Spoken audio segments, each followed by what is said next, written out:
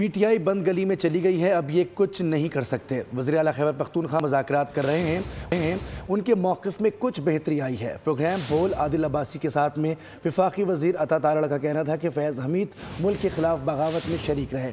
बगावत में बानी का भी मरकज़ी किरदार था। 9 मई के हमले करने थे, ये कर चुके। गालम गलोच एक्सट्रीम करनी थी, ये कर चुके। ये बंद गली में चले गए हैं। अब इनके पास ये डेड एंड है। What next? क्या करेंगे? मेरा ख्याल है थोड़ा बिहेवियरल चेंज आया है। सुहेल अफरीदी साहब अभी एनएफसी की मीटिंग में आए, वो दौरे कर रहे हैं, पुलिस की मीटिंग्स कर रहे हैं, लॉ एंड ऑर्डर की मीटिंग कर रहे हैं। मुझे लगता है कि थोड़ी संजीदगी आई है। देखिए, जो मेन इसमें मुजरिम है वो फैज हमीद और इमरान अहमद न्याजी हैं, और इन दोनों के दरमियान ये गठजोड़ था मेनली।